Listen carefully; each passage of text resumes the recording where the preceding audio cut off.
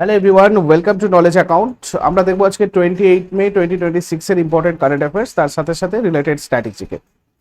যেমন আজকে আমাদের প্রথম প্রশ্ন, পরিবেশ সচেতনতা এবং জীব বৈচিত্র্য সম্পর্কে শিক্ষা দিতে কোন রাজ্য বা কেন্দ্রশাসিত অঞ্চল সম্প্রতি এই বামন বন উদ্যোগ শুরু করেছে?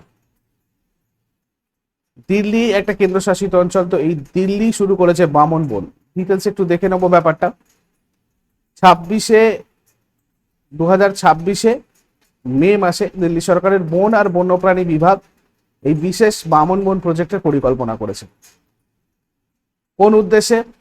এটা সাধারণ মানুষের মধ্যে, বিশেষ করে স্কুল কলেজের ছাত্রছাত্রী এবং শিশু যারা রয়েছে তাদের জন্য একটা লিভিং ক্লাসরুম বা জীবন্ত পাঠশালা হিসাবে কাজ করবে এটা, যাতে তারা প্রকৃতি, বনভূমি আর বাস্তুতন্ত্রকে খুব কাছ থেকে বাস্তব অভিজ্ঞতার মাধ্যমে বুঝতে পারে।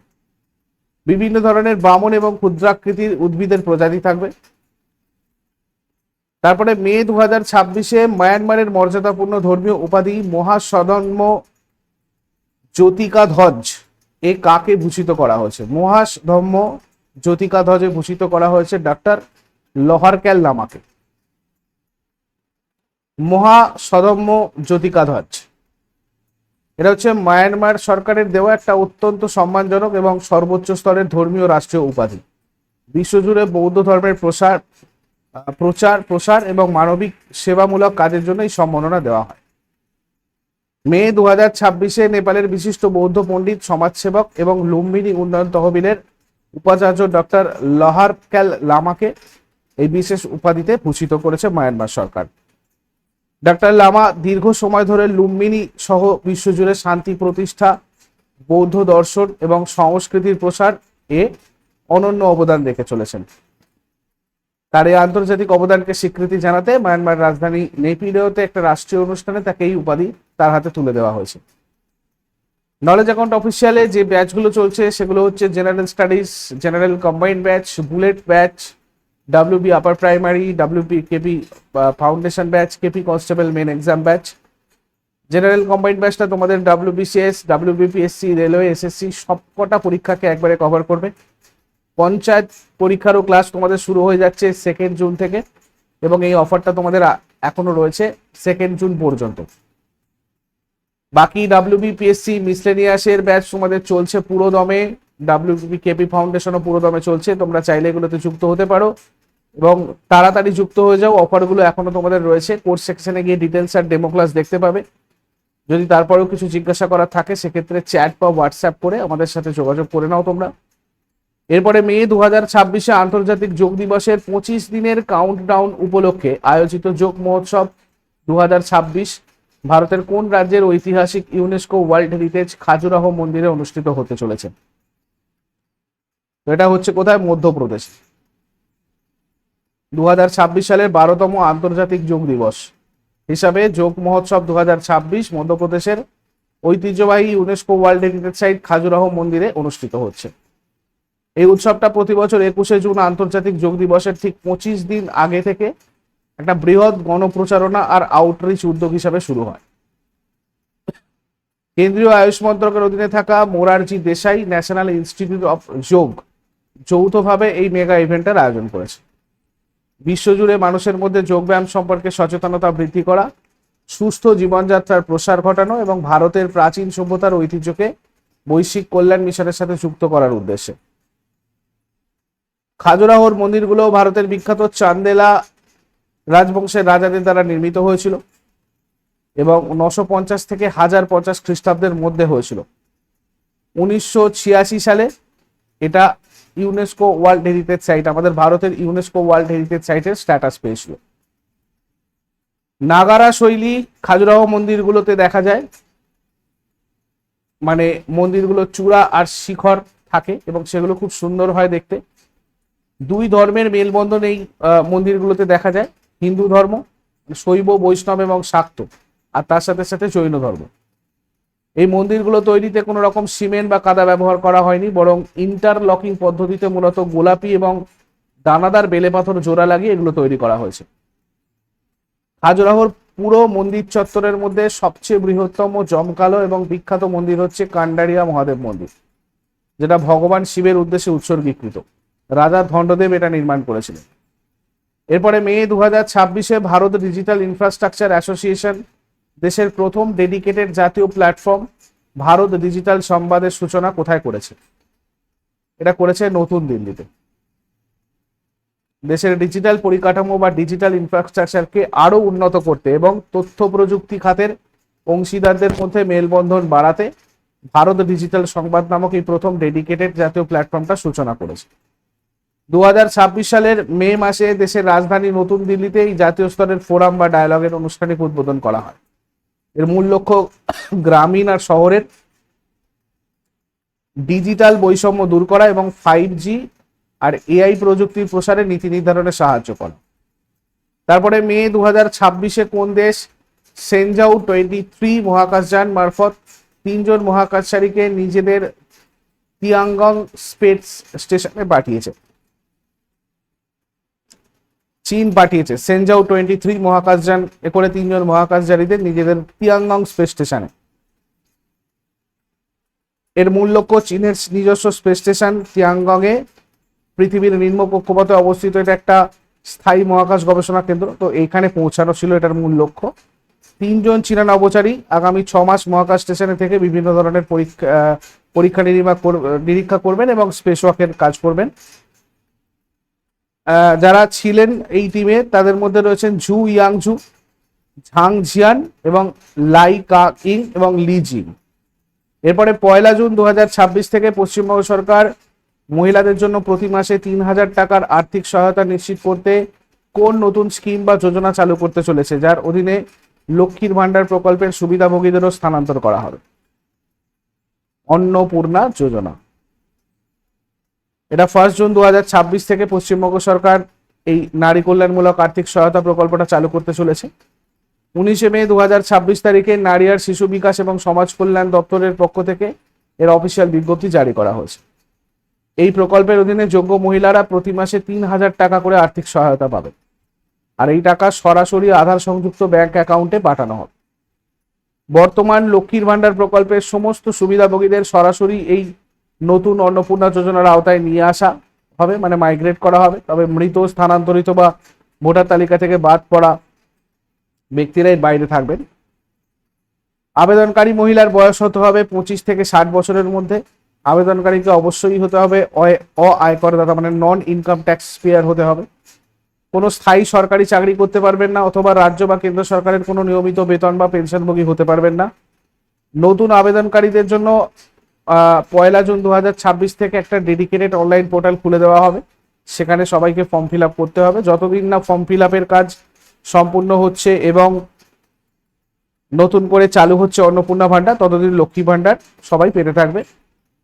মে 2026-এ মণিপুরি জ্যোতির্বিজ্ঞানী রোনাল্ডো লাইসরামের নেতৃত্বে আবিষ্কৃত 12.6 বিলিয়ন বছর পুরানো গ্যালাক্সি প্রোটোক্লাস্টারটার নাম ভারতের কোন বিখ্যাত হ্রদের নাম অনুসারে রাখা হয়েছে? লোকটাক হ্রদের নাম অনুসারে রাখা হয়েছে। আমি বলে দিই ব্যাপারটা, দেখো প্রোটোক্লাস্টার কি জিনিস। এটা হচ্ছে মহাকর্ষ বলের কারণে কাছাকাছি চলে আসা গ্যালাক্সি বা ছায়াপথগুলোর প্রাথমিক রূপ। কোটি কোটি বছর পর এই প্রোটোক্লাস্টারগুলোই একজোট হয়ে বিশাল গ্যালাক্সি ক্লাস্টারে পরিণত হয়, যেটা মহাবিশ্বের বৃহত্তম কাঠামোগুলোর মধ্যে অন্যতম। মণিপুরের বিজ্ঞানী রোনাল্ডো লাইসরামের নেতৃত্বে 12.6 বিলিয়ন বছর পুরানো একটা গ্যালাক্সি প্রোটোক্লাস্টার আবিষ্কৃত হয়েছে, যার নাম রাখা হয়েছে লোকটাক প্রোটোক্লাস্টার। এই ঐতিহাসিক খোঁজে মহাকাশের গভীরতা দেখার জন্য বিখ্যাত জেমস ওয়েব স্পেস টেলিস্কোপ এবং জাপানের সুবারু টেলিস্কোপের সাহায্য নেওয়া হয়েছে। লোকটাক হ্রদ হচ্ছে উত্তর পূর্ব ভারতের বৃহত্তম প্রাকৃতিক মিষ্টি জলের হ্রদ। এটা ভারতের মণিপুর রাজ্যে রয়েছে। 1990 সালে এটাকে রামসার সাইটের তকমা দেওয়া হয়, আর মন্টেক্স রেকর্ডের অন্তর্ভুক্ত করা হয় 1993 সালে। এই ফুমদি যে হ্রদটা, এটা হচ্ছে তোমার মানে মাটি, জৈব পদার্থ আর বিভিন্ন উদ্ভিদের জমাট বাঁধা রূপ, যেটা দ্বীপের মতো হ্রদের জলের উপর ভেসে থাকে। বিশ্বের একমাত্র ভাসমাত্র জাতীয় উদ্যান কেইবুল লামজাও জাতীয় উদ্যান, এটাও হচ্ছে বিশ্বের একমাত্র ভাসমান জাতীয় উদ্যান, যেটা আমাদের এই মানে তোমার এই লোকটাক হ্রদের মধ্যে রয়েছে। কেইবুল লামজাও জাতীয় উদ্যানটা মণিপুরের রাষ্ট্রীয় পশু এবং বিলুপ্তপ্রায় সাংগাই হরিণের একমাত্র প্রাকৃতিক বাসস্থান। এদের ফুমদির ওপর নাচতে বা লাফিয়ে চলতে দেখা যায় বলে এদেরকে ডান্সিং ডিয়ার বলা হয়।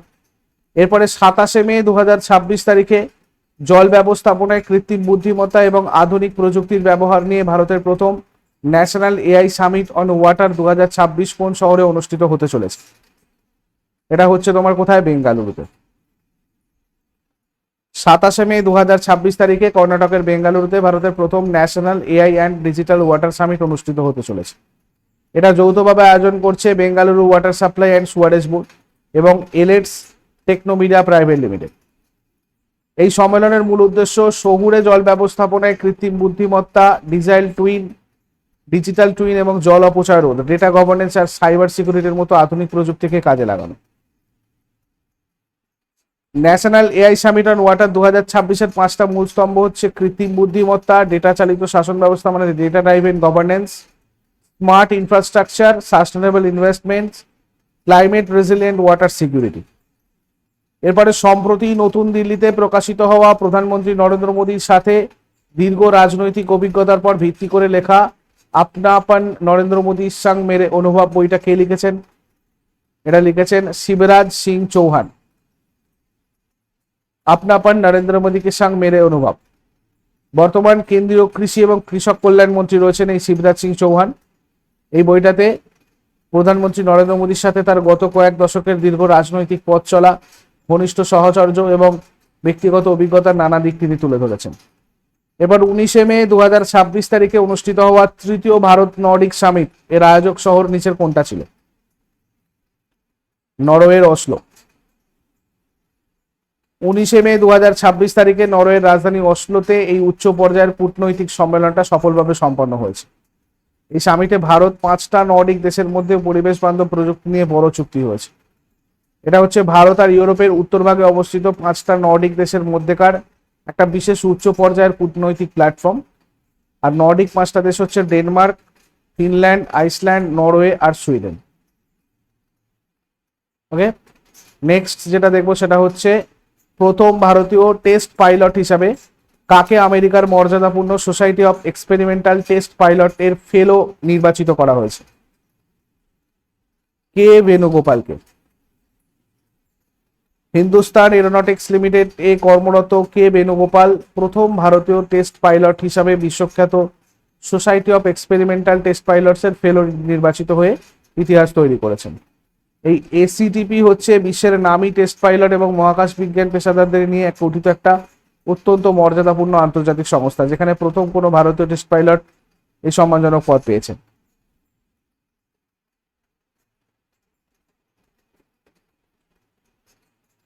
আচ্ছা, এখানে আমরা চলে আসবো আগের দিনের হোমওয়ার্কে। ছট পূজার নিচের কোন দেবতাকে উৎসর্গ করা হয়? এটা হয়ে যাবে সূর্য দেবতা। জম্মু কাশ্মীরের দ্বিতীয় লেফটেন্যান্ট গভর্নর মনোজ সিনহা। আর আজকে তোমাদের জন্য প্রশ্ন থাকবে 2026 সালে তামিলনাড়ুর কততম মুখ্যমন্ত্রী হিসাবে সি জোসেফ বিজয় শপথ গ্রহণ করেছেন? আর ভারতের প্রথম বেসরকারিভাবে তৈরি অরবিটাল রকেটটার নাম কি? শেষকালে কমেন্টে এগুলো জানাও। চট করে আগের দিনের গুলো কুইক রিভিশন করে নেবো। যারা যারা লাইভে রয়েছে অ্যান্সার করার চেষ্টা করো। 27 মে 2026 এর রিভিশন কি ছিল দেখো। 25 মে 2026 তারিখে ভারতের প্রথম বেসরকারি medical museum of medical archives কোথায় উদ্বোধন করা হয়েছে? এটা উদ্বোধন করা হয়েছে কেরালার তিরুবনন্তপুরমে। 25 মে 2026 তারিখে ভারতকে পেছনে ফেলে কোন দেশ বিশ্বের 5ম বৃহত্তম শেয়ার বাজারে পরিণত হয়েছে? তাইওয়ান। 2রা জুন 2026 থেকে হাঙ্গেরির বুদাপেস্টে অনুষ্ঠিত হতে চলা ওয়ার্ল্ড অ্যাপনিয়া পুল চ্যাম্পিয়নশিপে ভারত প্রথমবার অফিসিয়াল দল পাঠাচ্ছে। এই দলটা কোন খেলার সাথে যুক্ত? Free diving. 25 মে 2026 তারিখে ভারতের নির্বাচন কমিশন কর্তৃক পশ্চিমবঙ্গের প্রথম মহিলা মুখ্য নির্বাচনী আধিকারিক হিসাবে কাকে নিযুক্ত করা হয়েছে? নীলম মিনা। ভারতের সভাপতিত্বে অনুষ্ঠিত first BRICS 2026 tourism working group meeting এর অফিসিয়াল থিম কি ছিল? Building for resilience, innovation, cooperation and sustainability. রাজ্যসভার চেয়ারম্যান সিপি রাধাকৃষ্ণন কর্তৃক পুনর্গঠিত কমিটি অন পিটিশনস এর নতুন চেয়ারম্যান হিসেবে কাকে নিযুক্ত করা হয়েছে? রাঘব চাড্ডা। ক্যান্সার আক্রান্ত হওয়া এবং কেমোথেরাপি চিকিৎসা চলাকালীনও নিয়মিত সংসদ অধিবেশনে যোগ দিয়ে 2026 সালের সংসদ রত্ন পুরস্কারে কে ভূষিত হয়েছেন? স্মিতা উদয় ওয়াগ। আদানি গ্রিন এনার্জি লিমিটেড কর্তৃক 26 মে 2026 তারিখে চালু করা 3.37 গিগাওয়াট আওয়ার ক্ষমতার বিশ্বের অন্যতম বৃহত্তম ব্যাটারি এনার্জি স্টোরেজ সিস্টেমটা ভারতের কোন রাজ্যে অবস্থিত? গুজরাট। ভারত এবং কানাডা কোন বছরের মধ্যে তাদের দ্বিপাক্ষিক বাণিজ্যকে $50 বিলিয়ন নিয়ে যাওয়ার যৌথ লক্ষ্যমাত্রা নির্ধারণ করেছে? 2030। 22 মে 2026 তারিখে অয়েল ইন্ডিয়া লিমিটেড ভারতের কোন রাজ্যের জয়সালমীর জেলার দন্ডিওয়ালা ফিল্ডে একটা নতুন প্রাকৃতিক গ্যাসের সন্ধান পাওয়ার কথা ঘোষণা করেছে? রাজস্থান। প্রথম ভারতীয় টেস্ট পাইলট হিসাবে কাকে আমেরিকার মর্যাদাপূর্ণ সোসাইটি অফ এক্সপেরিমেন্টাল টেস্ট পাইলটের ফেলো নির্বাচিত করা হয়েছে? কে বেণুগোপাল। এগুলো ছিল আগের দিনের কোয়েশ্চেন। ইউজফুল বলে মনে হলে অবশ্যই লাইক করো, কমেন্ট করে তোমার ফিডব্যাক জানিও। আর প্রতিদিন সকাল 6টার সময় ডেইলি কারেন্ট অ্যাফেয়ার্সের আপডেটের জন্য নলেজ অ্যাকাউন্টকে সাবস্ক্রাইব করে বেল আইকন প্রেস করে অলে ক্লিক করে রাখো। Thank you so much, take care, have a great day.